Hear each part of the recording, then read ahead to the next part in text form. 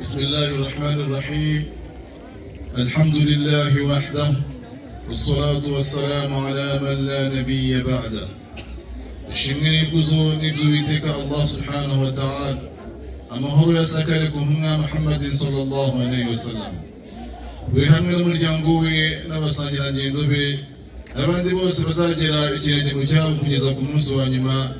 Dusaba Uwiteka Allah subhanahu wa ta'ala ko natwe inshallah twamurabo ngabo. Bavandimwe b'Islamu namwe mutari ab'Islamu, tugiye kuganira iminota mikeya kuri Yesu mwene Mariya, kuri Qur'ani, icyo Qur'ani yamuvuzeho mu ncamake. Twese tuzi neza yuko Yesu yavuzwe inshuro 25 muri Qur'ani, inshuro 25 muri Qur'ani. Ntabwo ari Yesu wenyine wavuzwe, ahubwo na nyina Mariya avugwa inshuro 13. Ntabwo ari abo ngabo bonyine, ahubwo na se wa Mariya ari we sekuru wa Yesu, Imran, avugwamo ndetse isura iramwitirirwa. Isura yitiriwe sekuru wa Yesu, isura yitirirwa nyina wa Yesu. Sivyo gusa, na nyirarume wa Yesu ari we Imran avugwa ari we Haruna, avuga muri Qur'ani. Nibigaragaza ko Islamu tubemera uriya muryango, ndetse tubaha n'agaciro, ndetse tubaha n'umwanya wabo ukomeye cyane. Reka rero turebe imwe mu mirongo ya Qur'ani. Isura ya 19 ni isura yitwa Maryam, yitiriwe Mariya. Ni isura ya 19 muri Qur'ani ntagatifu, igizwe n'imirongo aya 98 yahishuriwe mu gihugu cya Arabia Saudite mu mujyi w'Imaka. Reka dusome rero. أعوذ بالله من الشيطان الرجيم. نيجيزكمانا نديد ستاني يوتيفومي. واذكر في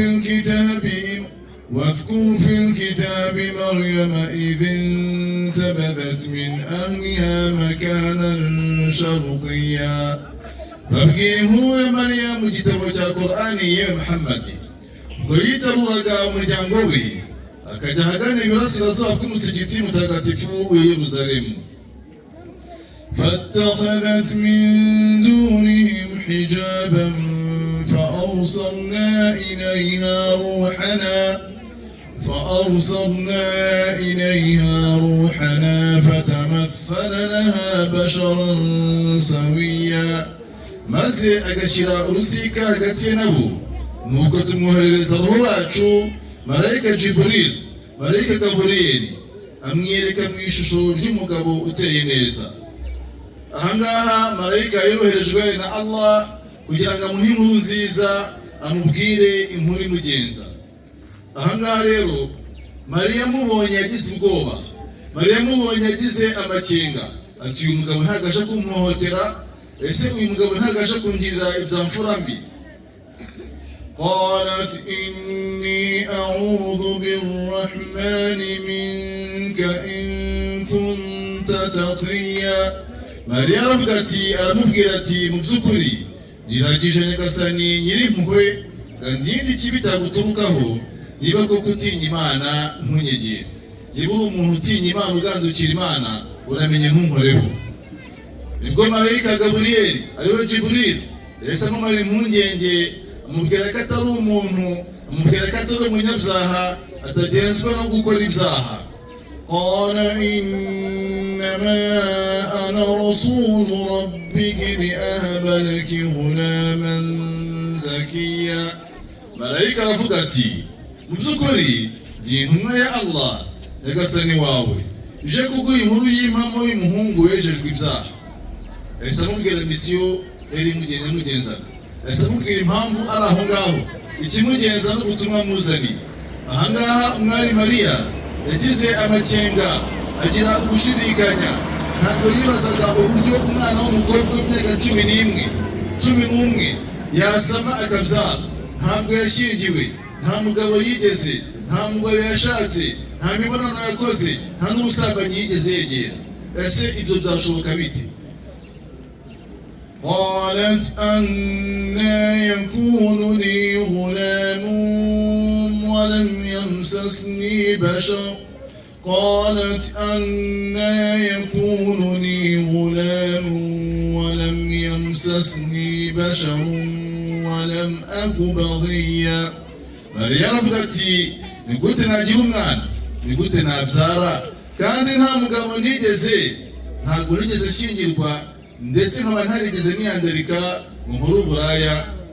Nibwo marayika Yesu amumara impungenge, amwereka ubushobozi bw'Imana buhambaye. Imana ishobora byose. Imana yaremye Adamu imukomeye mu gitaka nta se nta nyina. Imana yaremye Hawa ariwe Eva imukomeye mu rubavu rw'umugabo batamutwise, aza ari umugore, aza ataranyuze mu buzima twanyuzemo, ataranyuze mu mugore, aza ari umuntu wuzuye atarabaye uruhinja.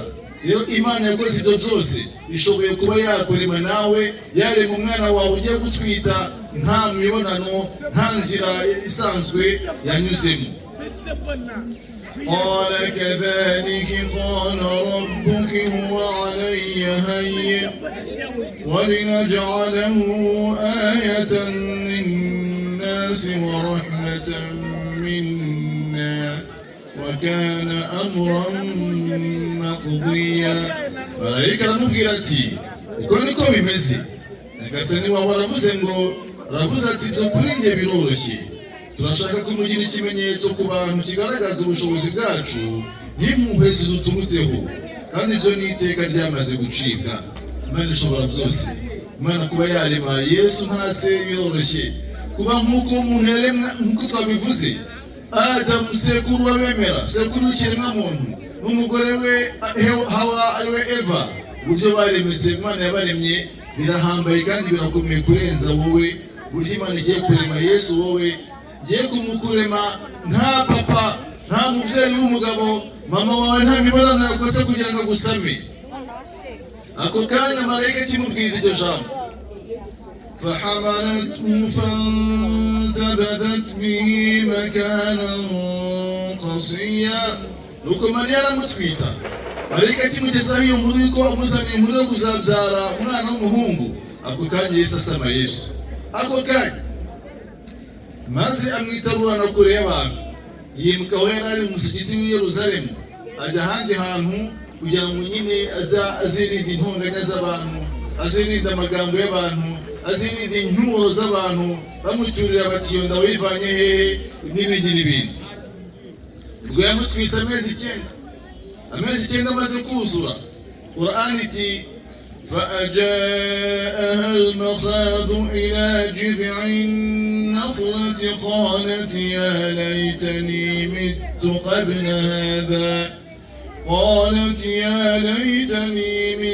قبل هذا وكنت نسيا منسيا. Nuko ibise biramujyana munsi y'ubuti bw'umutende, aravuga ati mbega ububabare, iyo nza kuba narapfuye mbere y'ibi nkanibagirana burundu. Ahangaha umwari Mariya ibise byaramuriye biramubabaza cyane, yifuza urupfu. Ati Mana yanjye, urupfu rwari kuba ari rwiza kuruta ibi bise ndiho, kuruta uyu muruho, kuruta ububabare. Niyo mpamvu yagiye kubyara munsi y'igiti cy'itende. Igiti cy'itende buriya abavandimwe gifite akamaro ku mugore ugiye kwibaruka, umugore ugeze mu bihe byo kubyara. Niyo mpamvu Qur'an yabwiye Mariya ati ngo ajya munsi y'igiti cy'itende. Munsi y'igiti cy'itende rero, urubuto rw'itende, umugore yakoresha urubuto rw'itende mu gihe cyo kubyara, mu kwezi kwe kwa nyuma, ntabwo bimugora, ntabwo bimuvuna, ntabwo atinda ku bise. Niyo mpamvu hari udushami bacuruza, uzadusanga ku musigiti hari Nyamirambo cyane cyane, igiti bita ngo igiti cya Mariya. Ni agati kangana gutya, iyo umugore agateretse mu gikombe cy'amazi, cyuzuye amazi, mu gihe amaze acyumva ibise gusa, ntabwo ashobora kumara iminota 30 atarabyara. Ntabwo bishoboka. Aho ngaho ko gati uzagasanga ku musigiti wa Tragome, Masjid al-Fath, hari abantu ducuruza bakita igiti cya Mariya. Rero ahangaha ibise byaramuriye, ari munsi y'icyo giti cy'itende, nibwo marayika yamuhamagaye, yumvishe ijwi rimuhamagara. فناداها من تحتها ألا تحزني قد جعل ربك تحتك سريا. Nuko yumvijwe munsi rimuhamagara rigira riti ntugire agahinda, rwose Nyagasani wawe yashyize isoko y'amazi munsi yawe. وهزي إليك بجذع النخلة تساقط عليك رطبا جنيا. Ibwo byamubwiye bati nyeganyeza uruti rw'umutende, nyine nk'uko twabivuze mbere, unyeganyeze uruti rw'umutende urakumanukira itende nziza kandi zihishije.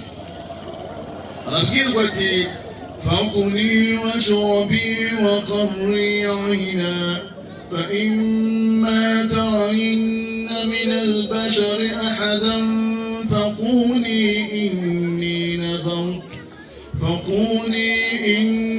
نذرت للرحمن صوما فلن أكلم اليوم إنسيا.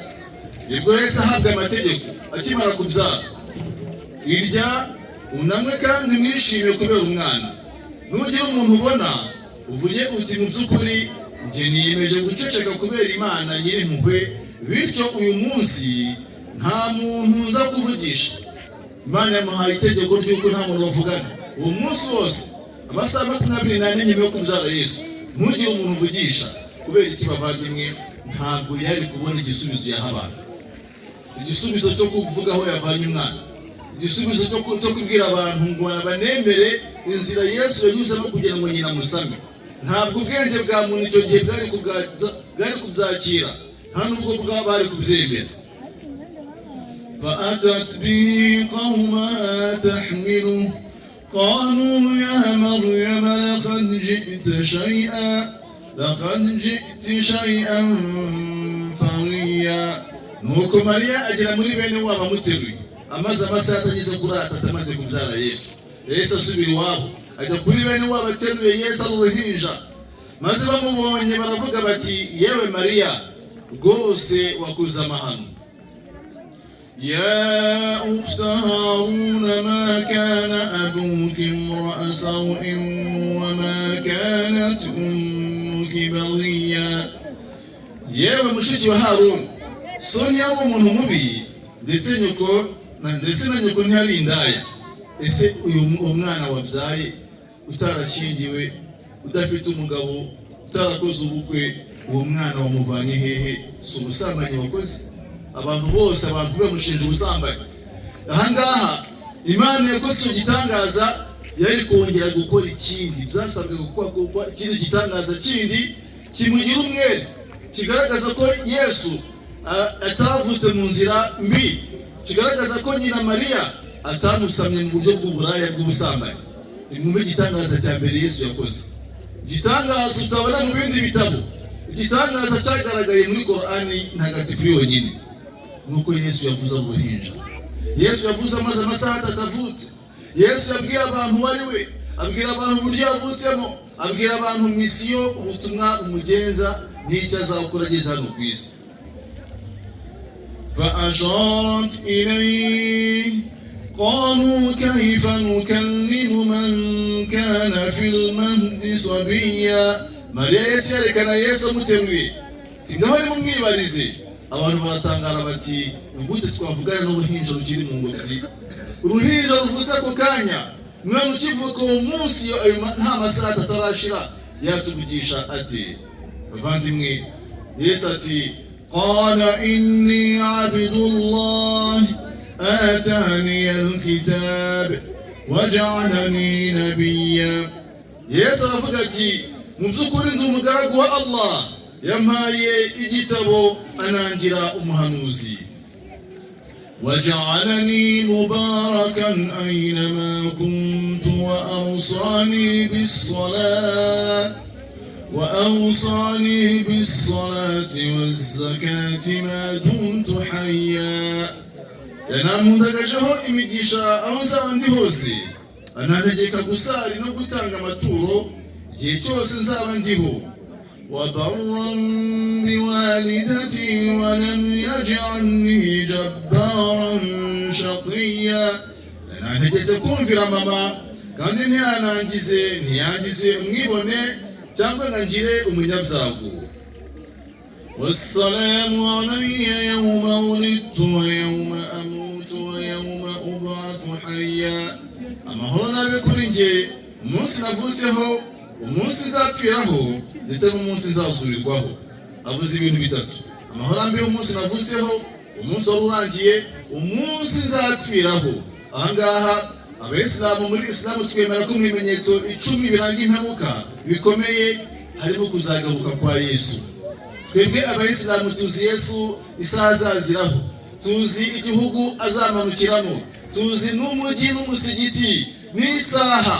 Yesu azaza mu rukerera ku isaha ya saa 10, asanga abayisilamu bagiye gusari, asange umuyobozi w'abayisilamu muswara mu sengesho, agiye kuyobora isengesho. Imamu azabona Yesu amumenye, agira ubwoba, amubwira ati yewe Yesu, yewe ntumwe y'Imana, tambuka utuyobore mu sengesho. Yesu azamubwira ati ntabwo bishoboka, ni njyewe ugomba gukurikira aba bantu ba Muhammadi, ahubwo we dusengeshe tuyobore mu sengesho. Yesu azamara gusari, azamara gusenga rimwe n'abayisilamu bagenda bamutungira agatoki wo bita Antikristo, uzaba warayogoje isi, amaze iminsi 40 ku isi, nta rugo, nta mudugudu, nta sibo, nta kagari atazinjiramo. Ati icyo gihe nicyo gihe isi izabona umutihani, izabona ikigeragezo, izaba yahuye n'akaga itigeze ihura nayo kuva Uwiteka yayiremye. Yesu rero azaza ku isi, agarutse azabona misiyo zikurikira. Misiyo ya mbere zabimuzanye ni misiyo yo kwica Antikristo. Misiyo ya kabiri zabimuzanye, Yesu azaza ku isi, abeho, ashake, abyare, nyuma y'imyaka 7 atabarutse ku bushobozi bwa Allah kugira ngo yuzize igihe cyo kubaho kwe. Ubaho wenyine udapfa, urupfu rutakwegera. Uwaremye urupfu n'umuremyi warwo ariwe Allah, ntabwo apfa, ntabwo afite itangiriro ry'ubuzima cyangwa se iherezo ryabwo. Imana ihoraho, Imana iriho, Imana yahozeho, ntabwo ifite itangiriro ry'ubugingo cyangwa se iherezo ryabwo. ذلك عيسى ابن مريم قول الحق الذي فيه يمترون. وني Yesu mwene Mariya ivugo y'ukuri, ariko benshi mu bantu bashidikanyaho. ما كان لله أن يتخذ من ولد سبحانه إذا قضى أمرا فإنما يقول له كن فيكون. Ibikwiye ko Allah yagira umwana, kuko hari benshi bavuga ko amufite. Mutagatifu n'ubwe yaciye iteka ry'ikintu, arakibwira ati ba, nuko kikaba. Wa inna Allaha rabbi wa rabbukum fa'buduhu hadha siratun mustaqim. Yesu yaravuze ati, kandi mu by'ukuri Allah ni nyagasani wanjye akaba na nyagasani wanyu, bityo nimumugaragire wenyine, iyo niyo nzira igororotse. فاختلف الأحزاب من بينهم فويل للذين كفروا من مشهد يوم عظيم. Nyuma yaho amatsinda mu bahawe ibitabo ntiyavuze urimo ku bya Yesu, bityo ibihano bikaze bizaba ku bahakanyi igihe bazahura n'umunsi uhambaye imperuka. أسمع بهم وأبصر يوم يأتوننا لكن الظالمون اليوم في ضلال مبين. Ego kuna bahakanyi ku munsi bazaza batugana, basaba babona bakamumva neza, ariko uyu munsi inkozi z'ibibi ziri mu buyobe bugaragara. وأنذرهم يوم الحسرة إذ قضي الأمر وهم في غفلة وهم لا يؤمنون. Nababurire umunsi baragahinda bw'iteka ryo kwinjira mu ijuru cyangwa mu muriro rizacibwa, mu gihe bo ku isi ntacyo bitayeho kandi batemera imperuka. Inna nahnu narithu al-ardha wa man 'alayha wa ilayna yurja'un. By'ukuri tuzazungura isi n'ibiyiriho, kandi iwacu niho bose bazagarurwa. Rero bavandimwe, iyi niyo ncamake y'ubuzima bwa Yesu muri Qur'ani ntagatifu, uburyo abesilamu twemera Yesu, uburyo tumufata. Yesu turamukunda, Yesu ni intumwa y'Imana, Yesu ari mu ntumwa eshanu Qur'an yavuze zikomeye kurenza izindi, ariwe intumwa y'Imana Nowa, akaza intumwa y'Imana Ibrahim, akaza intumwa y'Imana Musa, akaza intumwa y'Imana Yesu, akaza intumwa y'Imana Muhammad. Bose Imana ibahe amahoro n'umugisha. Bavandimwe rero turabahamagarira kwemera Yesu nk'uko Islam imwemera. Yesu yari umuntu, Yesu yari umugaragu w'Imana, ibiruta ibyo byose Yesu ni intumwa y'Imana. Murakoze cyane, murakarama. Allah abahe gukurikira, abahe kuba mukuri ndetse abashoboze gukurikira. Wassalamu alaikum.